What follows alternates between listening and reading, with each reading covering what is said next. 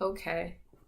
All right. I hope some of you all are definitely able to watch the replay, and stuff like that. We're gonna definitely get into it. Those of you that are on here, you have seen the title of this live. I'm sad that there are more people. I'm definitely sad that there are more victims, more rape victims, more people that have been spiritually abused, biblically, church abuse, all of that. I'm sad to have to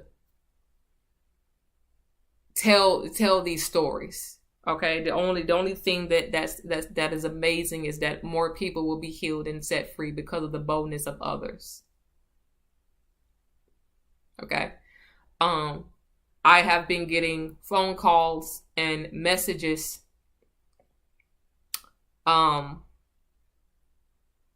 almost every day since I released that video on September 30th. I've been getting phone calls, I've been getting messages, people telling me their stories and all this different type of stuff, about what they have been through and the abuse that they have been through and stuff like that. And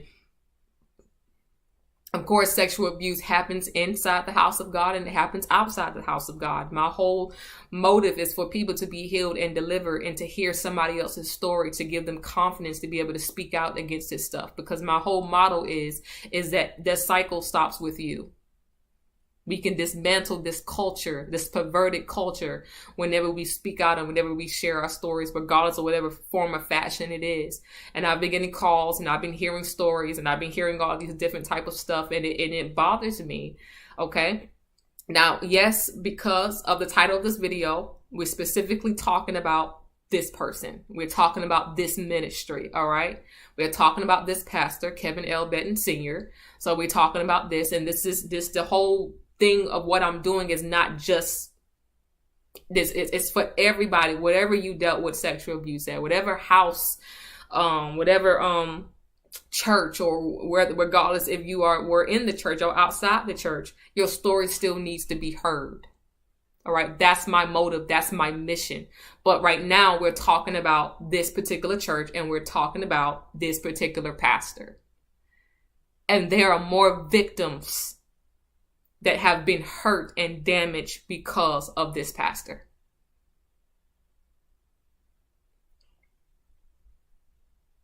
And they're coming out. Before people get on here and say, well, it's defamation and making up lies and making up stories. No, these are real people, real pain, a real past, all right? We're real survivors. And I'm sorry to say that there were minors involved, younger than 18 years old, that have been molested and that have been abused. No, I'm not making stuff up, because this stuff is on record and this is true. And the people that we know are real people.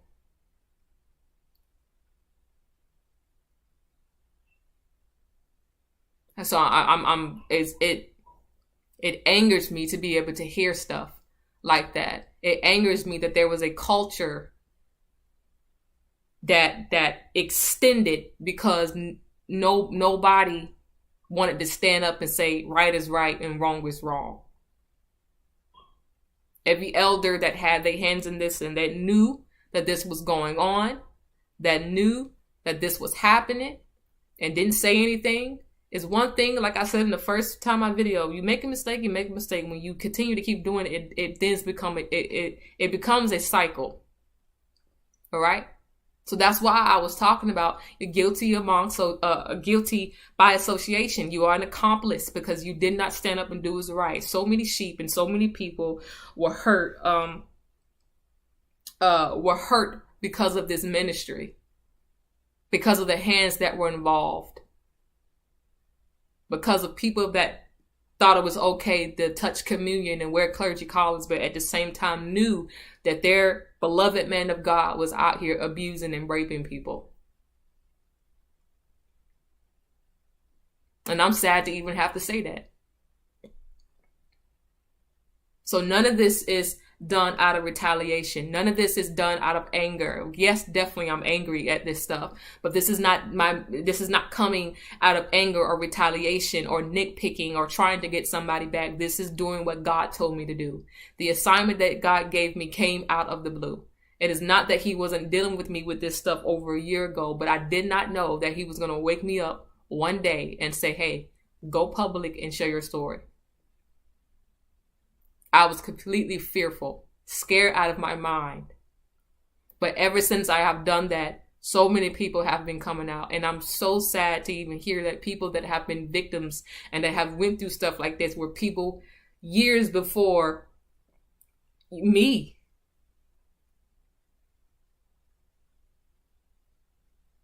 So many people that have been hurt. Marriages that have led to divorce, getting counsel by this man, and the wife and the husband going into the divorce because this man likes to step in and what the rest. Marriages going into divorce, minors involved, sexual assault, sexual abuse, rape. And there are victims, real people whom I have talked to, unfortunately.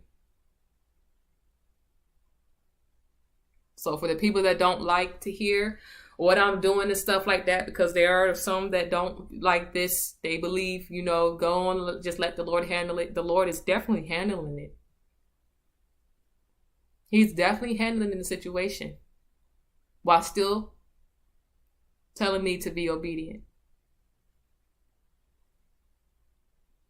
Okay, so if you don't like what I'm doing and you don't agree and stuff like that, the Lord is doing what he wants to do, and I have to be obedient. So you can definitely you don't have to listen, you don't have to be on, none of that type of stuff. All right. My whole motive is to make sure that people walk in their healing and walk in their deliverance. We have a thing called We Can Hear You on our website. It's called We Can Hear You. All right, because sex abuse goes beyond just the house of God, and it's sad that it goes on anywhere. But there are people, that are unbelievers, people that are not a part of the church, that goes through this stuff behind closed doors. And I want to hear everybody's story. It does not necessarily have to be with this particular church and this pastor. But tonight we're talking about this.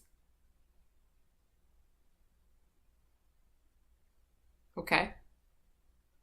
So I'm even, it's emotional to even hear this stuff that's going on. And I, there is a group of people out there who are sincere leaders, who are genuine people of God, who stand, who believe in righteousness, who are sent from God. And I thank God for you all who are leaders who actually stand on the word of God, stand on what's right. I had a couple of pastors and stuff that gave me a phone call, encouraging me and, encouraging the situation and stuff like that. And I appreciate the true leaders of the gospel that believe that right is right and wrong is wrong. And I thank God for you all that called and stuff like that. Okay. So we get video testimonials, we get written and verbal statements. The whole purpose of this movement is to, the We Can Hear You is to help people come out and speak, or to hear other people's testimonies. And right now I do have a testimony from a rape survivor, a sexual assault, church abuse, spiritual abuse survivor. And she's allowed me to read her testimony and share it with you all. Okay. And regardless of what form of fashion a person is sharing their testimony, it takes a lot of boldness and courage to be able to say, hey, you can share my story. Because when people have to write that stuff out and they relive it and re-go through it, it takes a lot of strength to be able to do that. So she has allowed me to read her testimony, and I'm honored. But the story, and some of these stories are horrific. I just don't understand it. I don't know if people were mentally ill or psychotic or blind or demonically possessed, which is what I'm thinking. But demonically possessed. But this stuff right here is crazy. That we people of God will allow this stuff to, so-called of God will allow this stuff to go on and then don't have any conviction or nothing about it. It's not cool. It's not right. It's insane, actually. The amount of, I can't even stress the amount of stories and what I've heard.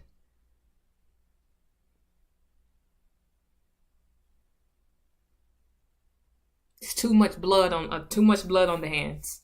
Okay, so this is a victim of Kevin L. Betton Sr.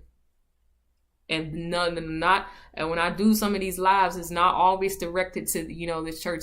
There's some people that deal with sexual abuse other places, and I want to hear your story too. But right now, this has to do with him and this ministry. So I will be reading this testimony that was given to me.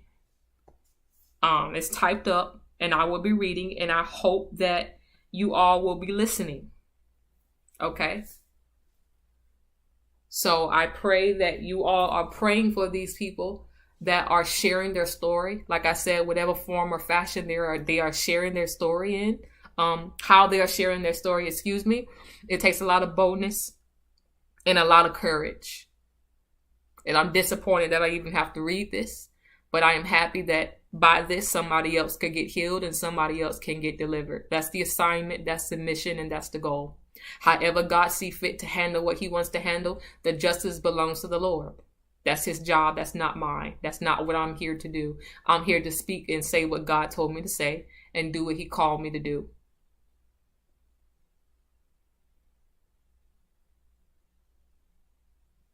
Okay. So this is a survivor of spiritual abuse, church abuse, sexual assault, rape, all of that. She is a survivor of it. And she made it out. And she's allowed me to tell you her story. Okay, so I hope that you all will listen. I will be reading it. It's quite much to read. But I want you all to listen to every detail, because obviously this pastor has a I don't even know what to call it, a tactic, a certain behavior that this pops up. And when I heard this story, it's like when other people begin to call me, it's like I'm almost hearing the same thing. There's a MO or whatever you call it, MO that has set in place. Like it's almost as if it's the same thing, the same behavior, the same tactic, the same agenda. This is how I'm going to get this person. Manipulation and control, making people feel like they're spiritually off, or making people feel like this is what the Lord said. You got to do this. I mean, just it is demon. It's a demon. Okay. I'm going to be reading this, and I hope you all will be listening attentively. Okay. I started out in a family where my dad was a bishop and my mom is a pastor. They were my leaders, and like my mother, all the pastors were genuine and they loved the Lord. My mother taught me not to trust men. I don't care who it is. However, I was raised to trust my leaders. When I was about 17, I met my previous husband, who is now my ex-husband. I married him at the age of 19. And when I married him, I married into the church, which was called the Temple of Praise. A lot of people in community were near me. I was one of the youngest evangelists at the time when I started preaching. And although I grew up in ministry, I was very sheltered by powerful men and women of God. Okay. When I got married, I married into this ministry. And shortly after getting married, my marriage became rocky. I didn't understand what was going on in the marriage. And we started getting counseling from the pastor of this church. During the counseling, a lot of issues in the marriage were being revealed. It was noticeable that I was being neglected, taken for granted, and much, much more. Shortly after that, my ex-husband left to go and fight the war. When he went, he said to me, if you need anything, go to the pastor. He is your spiritual and godfather, and his wife is your godmother and spiritual mother. Needless to say, I don't think I would need anything. However, I knew I could trust them. It started off mild. He would check on me, see how I was doing. He would tell me how important I was, all the things I was lacking in my marriage. It wasn't anything noticeable. Then he would call me and say that he had some issues, problems he needed to talk about, and to meet him different places, and I would say no.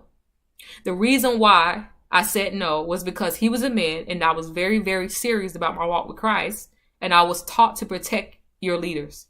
I didn't want people to think the wrong thing. He called me into his office to talk about issues he was having in his marriage and other things. I listened. In a lot of ways, I understood what it was like to just need an ear with no judgment. The office door was always cracked, so I felt okay. However, at times I felt a little uncomfortable, and we only met a few times. This was at the moment when I was at the church working or even after practice. He knew my broken places. He slowly preyed on those things and began to tell me how my husband at the time was selfish and that I was very special and all of these other things.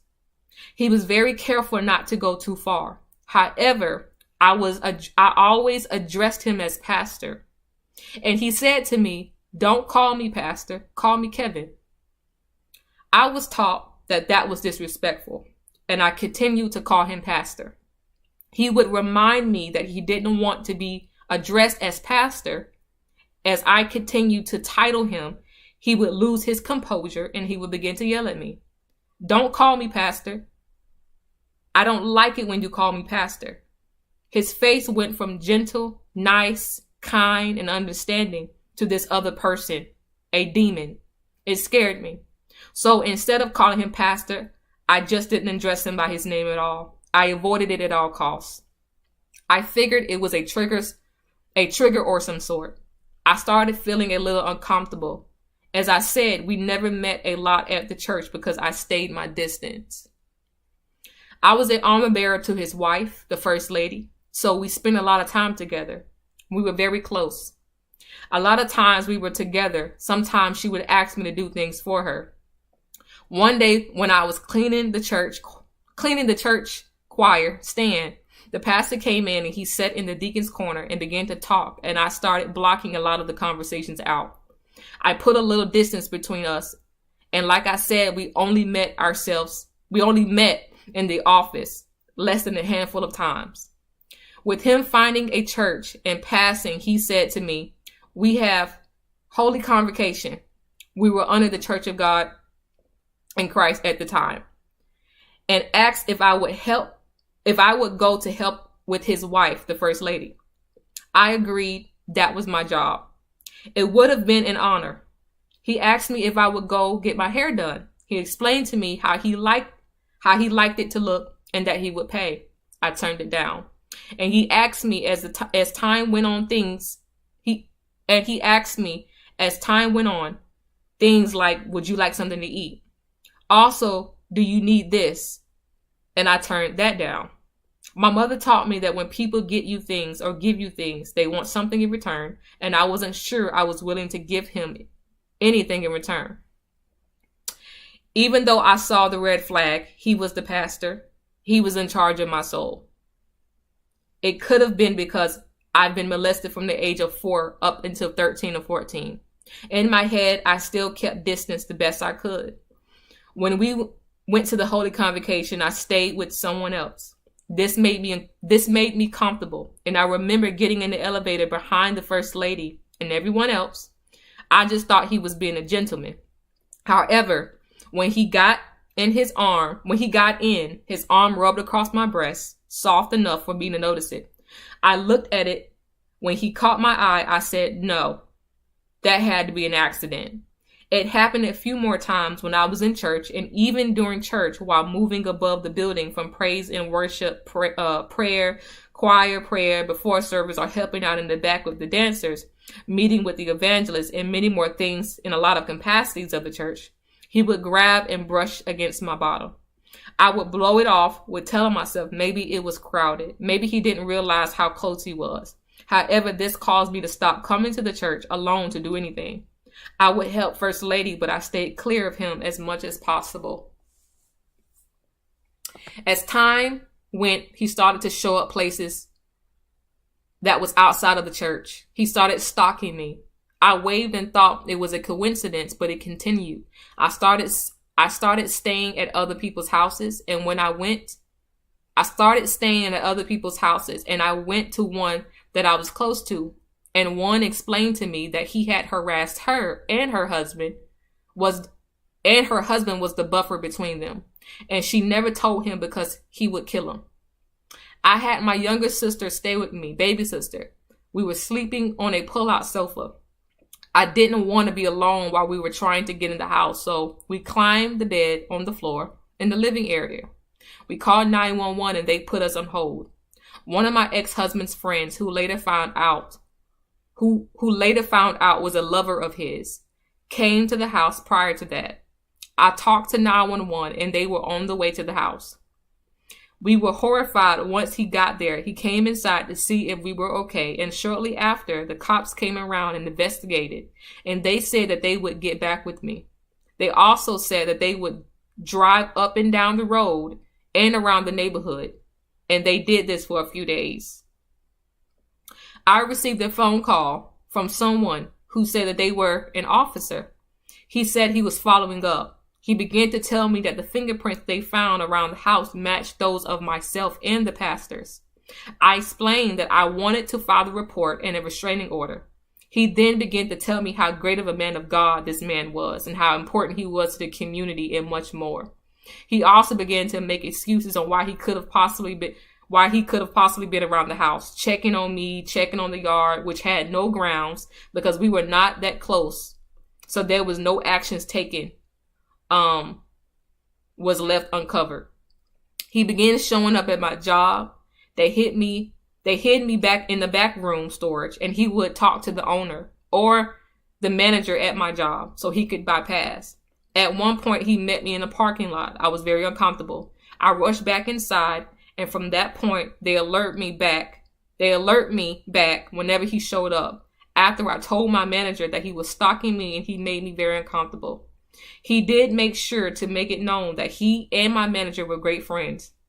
And at that moment, I felt like that was his way of saying that he could get to me. I got hurt on my job, fractured my collarbone and my arm. So I was in a brace that tied my arm to my chest. This particular day, screaming as if somebody was running from something, help me, let me in the back door. Well, before I could even peek around, he pushed his way in the house. He's pushing me to the wall. I turned my head so that he wouldn't be able to try and kiss me or anything. He started trying to kiss me, trying to touch me, but I was pushing him with one arm. I tried to kick him, so he pressed his body between my legs, which kept me from being able to kick him to the floor. And he stripped me, and he stripped me down to my underwear. He made noises. He was trying to keep himself from doing something. At the same time, he was loving you. He looked at me and he screamed out, "Oh my God, what am I doing?" Sorry, let me read that part again.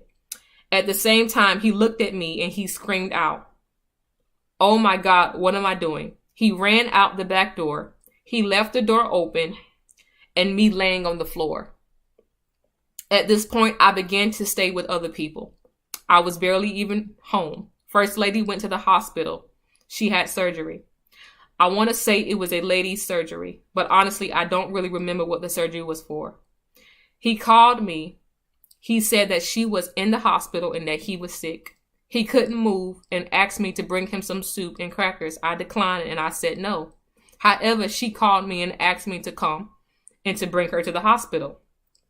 When I reached the hospital, I asked her if she needed anything else, and she said to me, no, but I'm very disappointed that nobody is willing to take care of the pastor. He's at the house sick. He cannot move. It's not like he's going to do anything. All he needs is some soup and crackers, and you're not willing to take it.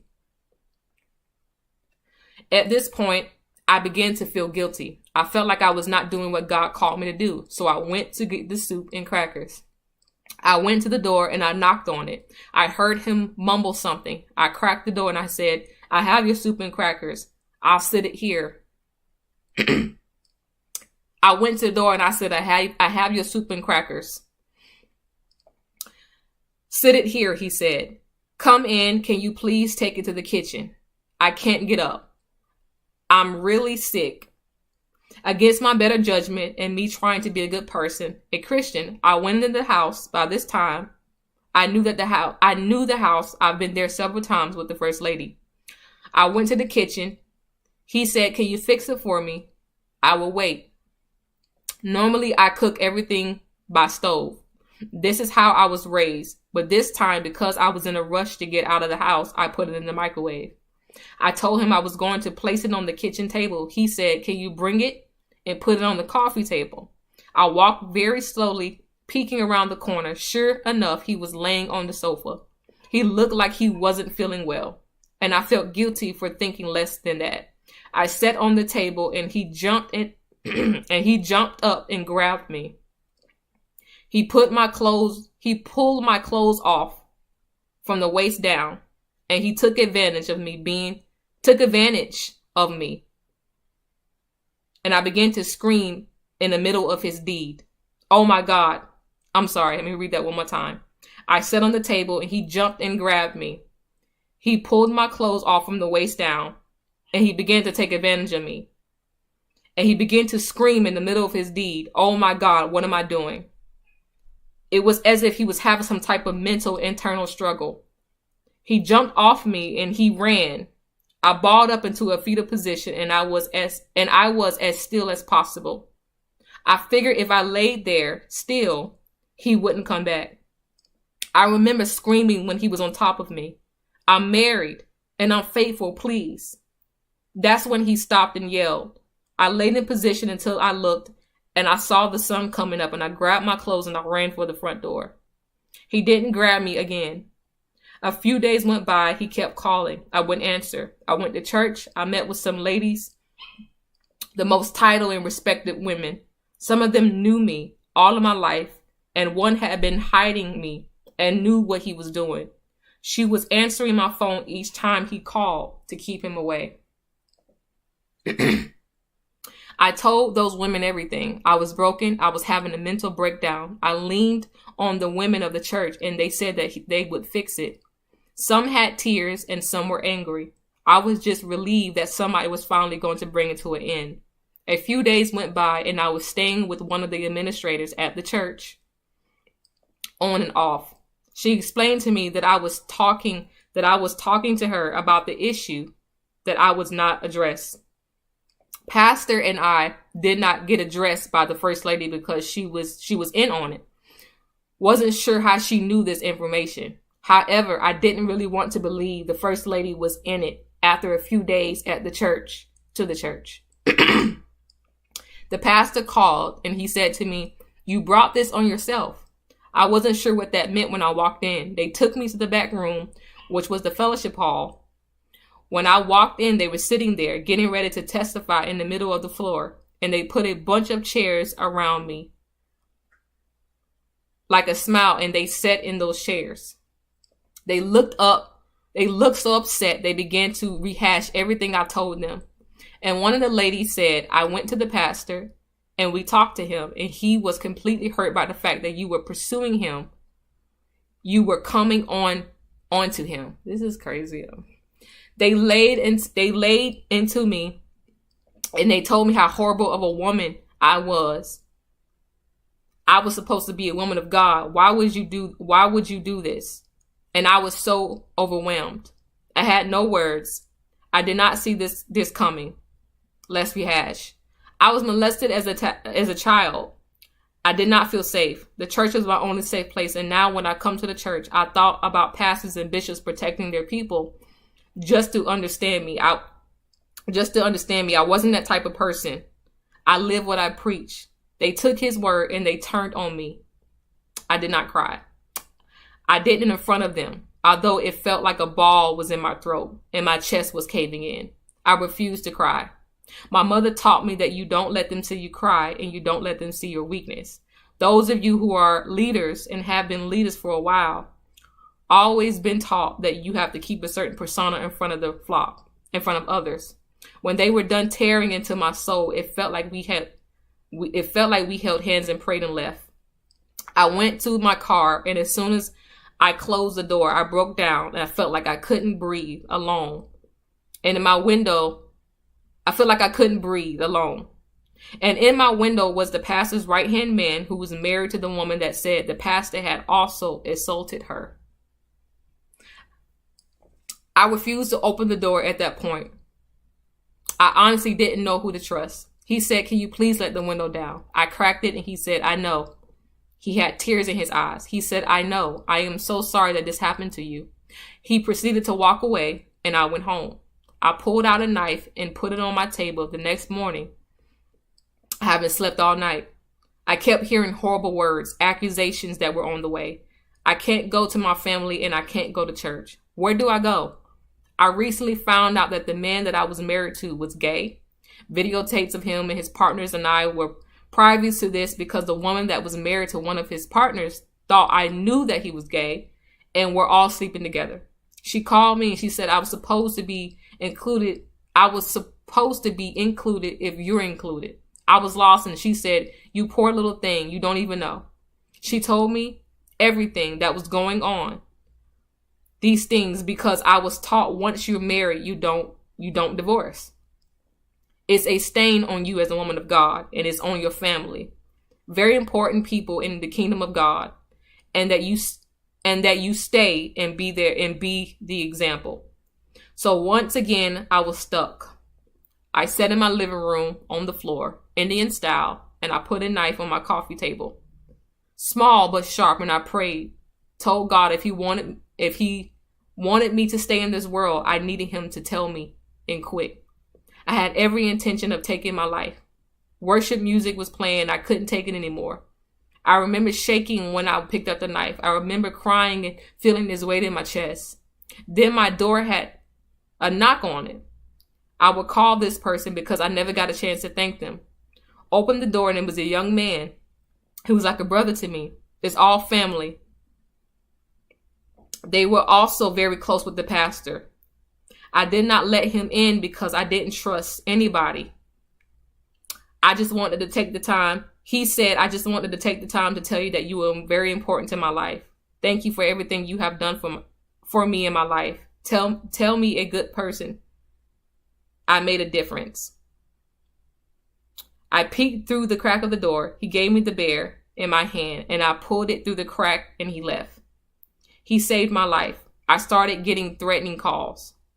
I went to the barbecue to drop off my dish that I promised I cooked at the recreation department building.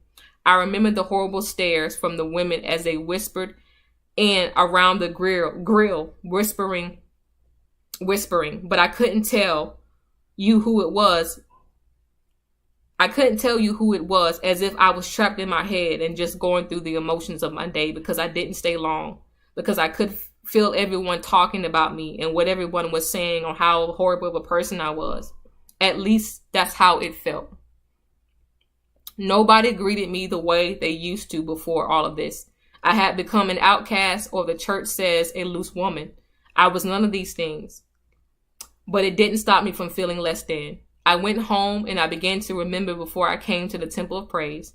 And I was just working in a community youth group with the pastor's son. And a lot of other young leaders' story came out across about a 15 or 16-year-old girl that I went to school with. And they said that she lied and said that the pastor had molested and raped her.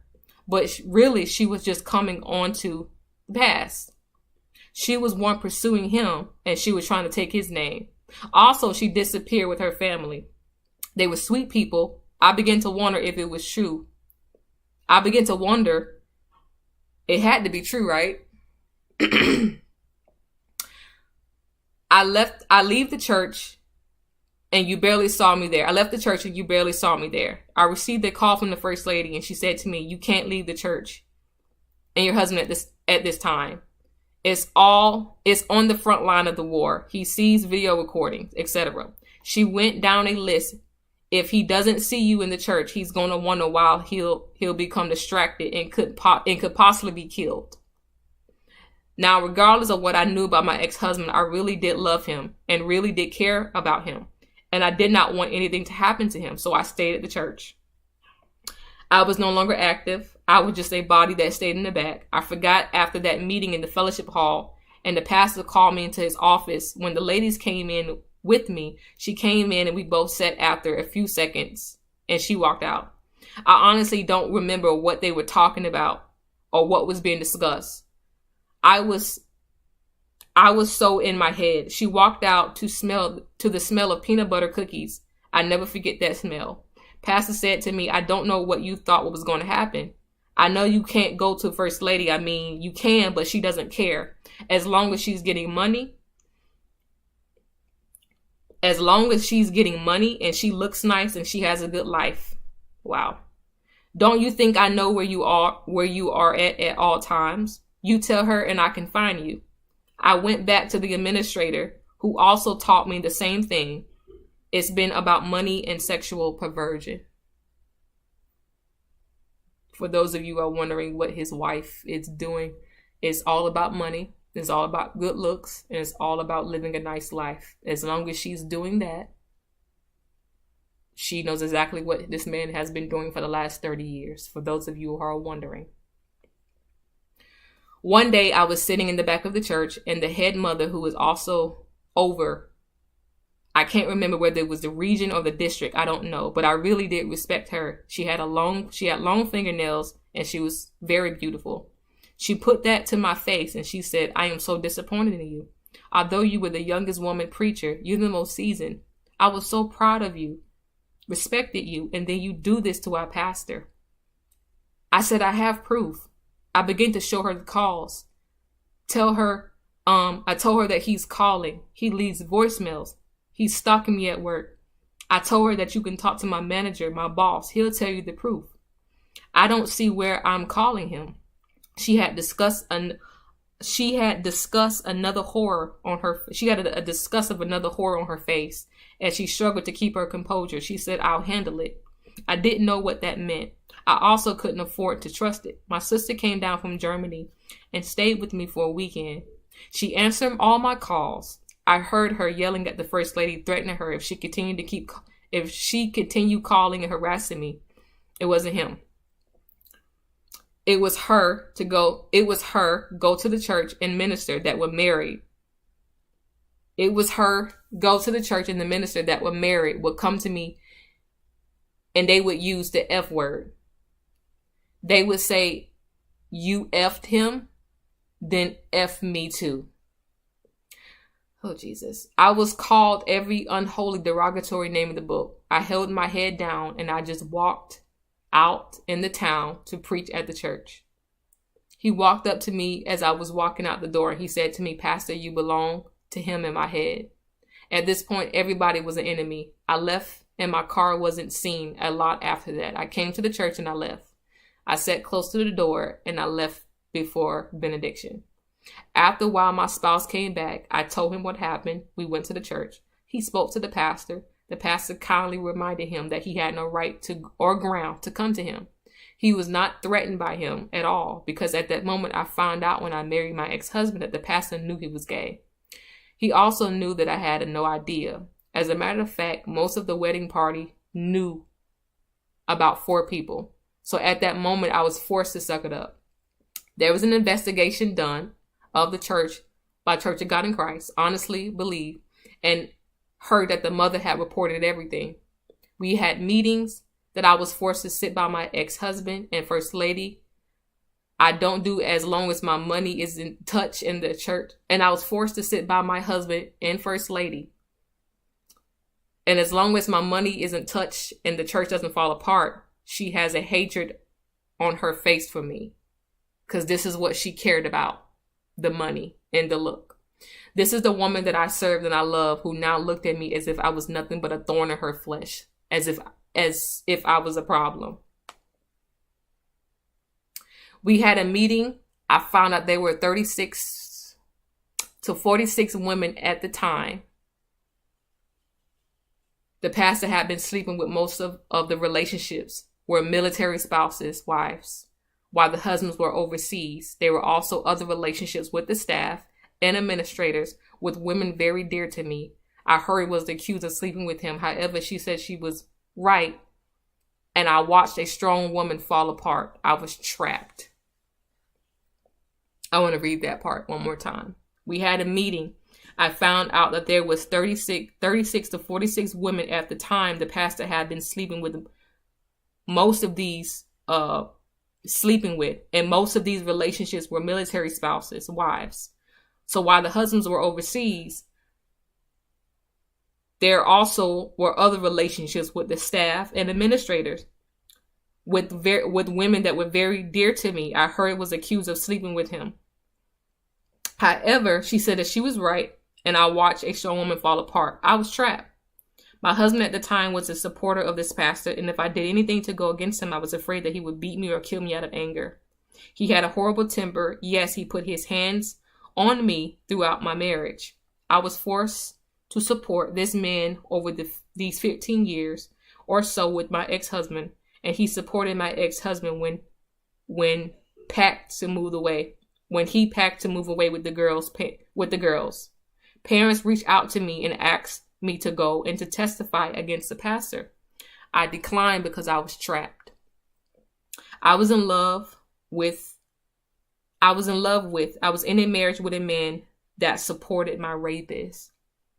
At this time went on, the pastor made his business to reach out and remind me no matter where I went, he could find me.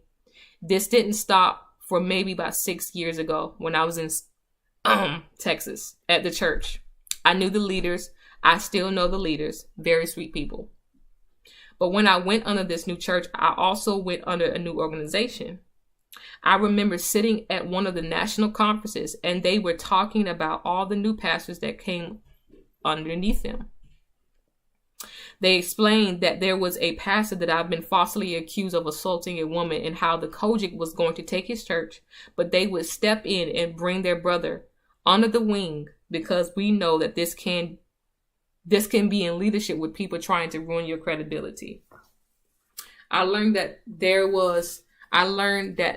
that was the same pastor. I never attended anything that had to do with the national or churches coming together to that magnitude. I tried to join the choir, short-lived. I was sitting in my pastor and bishop's house. At the time, I got a message from the pastor from Hinesville, and he said, who are you sitting with? And he said my pastor's name. No, we'll go all the way to Germany. We're good friends. I know they're his children. Remember, there's no place you can go where I don't know somebody, and I can touch you. I can reach you. I was trapped again because I didn't know if I could trust them. I struggled with male pastors. The thing that made it easy was my ex-husband was so geared on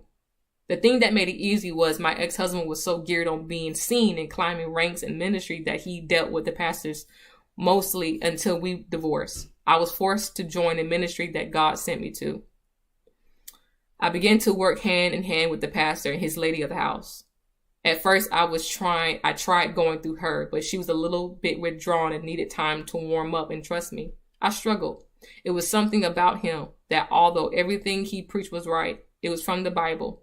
It was a word. It was untamed. Something about him uncomfortable. My mother and I told her, she said, maybe it's you. That's when I realized I never really healed from the incident that day. My mother, when in the past,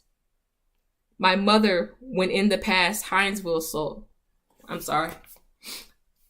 My mother, when the past when the past in the Hinesville assault to me. Okay, when the Hinesville assault happened, she sat and talked with him and prayed with him. And she said she casted all of his demons out. As soon as she walked out the church, I was there and the mother was there.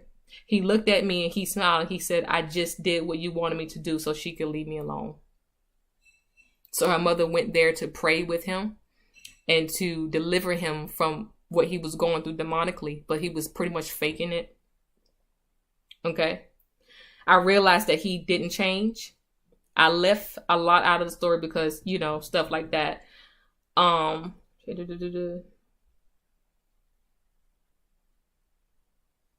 Okay. Because I remember threats that were on my life. I remember that threats that were on my family's credibility. And the more they attack you, the more they make you feel crazy. You think it's your fault that I wear the wrong thing. I look the wrong way. I'm not ashamed. I am not ashamed. I was modest in my apparel. 4 years, I was ministering from a broken place, praying people through from a broken place, helping people's marriages from a broken place, and watching them succeed in their spiritual walk. Well, I myself was dying on the inside. I thank God for deliverance. However, I had a foundation. Some women that don't have this foundation, their first church, their first place, their first leader, do they bounce back? We talk, we teach them that they can bounce back, and we teach them how to testify and to have and to share their testimony to encourage others. You are not a victim. You are a victor. We survive. Sorry if I kind of messed it up at the end, but that is her testimony, the testimony that she has gave me. And I hope you guys, you know, could bear with me as I was reading it, but that testimony is vitally emotional. If you heard some of those details and stuff that was stated. And one of the things that bothers me is that that there was a meeting, and I want to say exactly what she said to me, that there was a meeting because at this time his church was under the Church of God in Christ, and they were going to believe they were going to pull his church, so he ended up leaving and starting his. That's how the Cathedral of Praise started. Okay, and she stated how they had a meeting, and he so-called apologized for his actions, and he did ask anyone who had questions. And she stated how she raised her hand, and she asked, "Why me?" He said, "Because you were the first one to tell me no, and that it was addicting." I hope y'all understand that. Y'all hear what I'm just saying. He so-called apologized. And when she raised her hand and she said, "Why me?" Pretty much, why did you do this to me? He said, "Because you're the first person that to tell me no." And it was addicting. That was his response. And there are some people that stayed.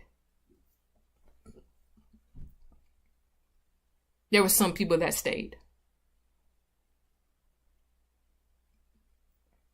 Okay, for y'all to be trying to figure out where everybody is, where is everybody heading. His wife cares about the money, the looks, whatever else he's getting, because he's been doing this for over 30 years with different multiple people.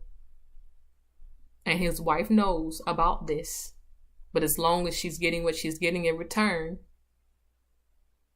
she's cool with it.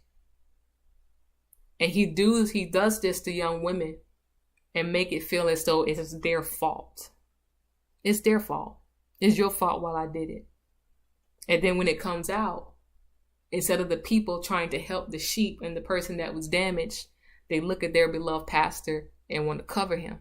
And then they go off on the person that he damaged, which is a very psychotic culture. You have to be mentally off.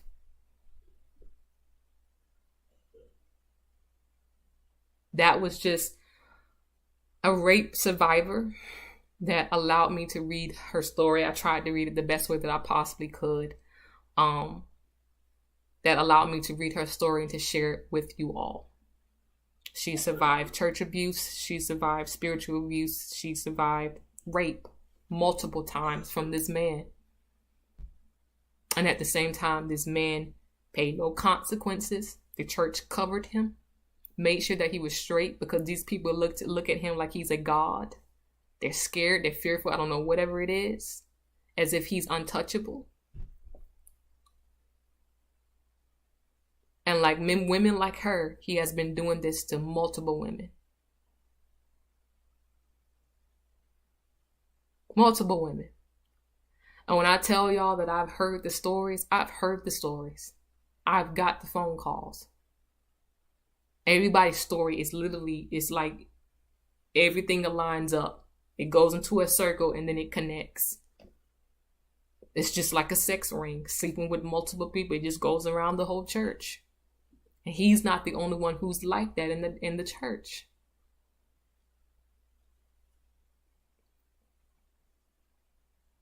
She is a survivor. She helps other people, advocate for other people as well. A preacher of the gospel that survived this. And I pray that you all can continue to keep her in your prayers. There are more victims, people that will come out, people that we are speaking to behind closed doors. They will begin to speak out. This is not the first testimony that I will share. There are more people. And when your behavior gives off, I'll never change, cycles begin to happen and more people begin to get hurt. So as y'all pray for the victims, y'all pray for me. Continue to keep me in your prayers as well.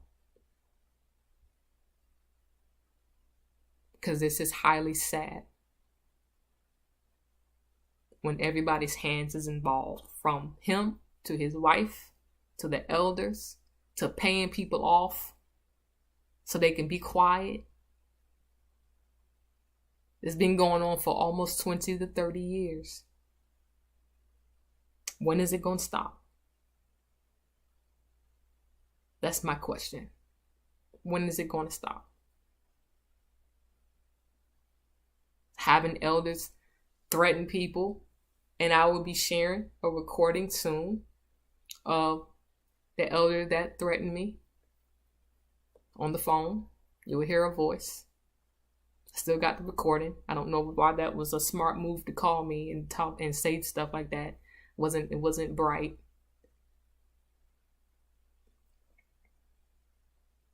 They're like his guard dogs, the puppets that come to make sure that their fame and their reputation is taken care of. But let me tell you something.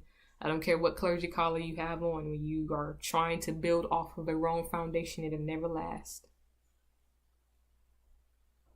So thank you to the person that allowed me to share your story. I'm sorry if I kind of messed it up a little bit. I tried to read it as best as my capability, but thank you for allowing me to read your story, and I appreciate you, and I'm constantly praying for you, and I am glad that you survived that, to survive rape multiple times and the mental breakdowns and struggling with the suicide and, wanting to, not having people believe you and having people blame you, and going right back to that meeting, having people meet in the fellowship hall and they come in to not help you, but they're getting information so that they can cover him. That's the MO of what they do. I can only imagine being assaulted over and over again and being stalked. And then the person telling you they can find you. They know people. They got people everywhere they can find you. And then they stalking you. There has to be some that's demonically possessed. And I can testify. And this is why I needed somebody else to share their story as well, so y'all can corroborate that I was not lying. Because he gives stalkish behavior, bipolar behavior, demonically possessed behavior. That person needs complete deliverance. forcing you to do things that you don't want to do. Okay, so definitely pray for the survivor that allowed me to share her story. Pray for the other ones that is going to come out. We have other people that we are talking with and communicating with and stuff that are possibly willing to share their story in whatever form. I can do it just like I did it now, but whatever form or way or fashion, they would share their story and they would share what they've been through, and I can't wait to hear it so that other people can be set free. I was able to share it to the best of my capability, but if you guys heard some of that stuff, it takes the grace and the mercy of God to come out of that. Mental health is, suicide stuff is real. Being raped and sexually assaulted is real. Being stalked is real. And then when you go through all that and you tell people that you have proof, and then they still don't believe you and they still try to cover him, that right there would play with your mind and make you want to leave this earth. So I'm sitting here wondering how many people may have committed suicide and we didn't know because of this ministry, because of this pastor.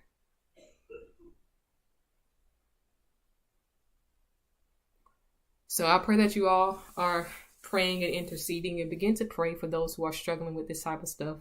Let's not sit there and look over it. We sit here, we hear stories like this, and we just look over it like it's nothing.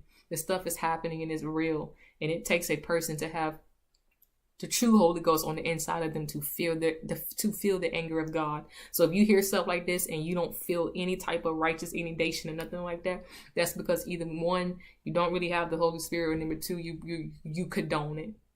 Because most of the people that I talk to, they don't even know me, and they're angry. They're angry. Now I talk to a lot of new people, and they're just angry. When you hear stuff like this, I get angry. Let's not condone this stuff. Let's stop this stuff in the house of God, all right? So I pray that you all are constantly praying for these victims, and also praying for the ones that are in it, because I wasn't the last. This young lady wasn't the last, and there definitely is somebody else. It's a ring, sex ring. That's what it is. So let's continue to pray, and let's continue to pray and intercede for these survivors that came out to share their story. All right, continue to pray and intercede on their behalf. So I pray that you all have a blessed night. I pray that this blessed somebody, and I will definitely see you all soon again.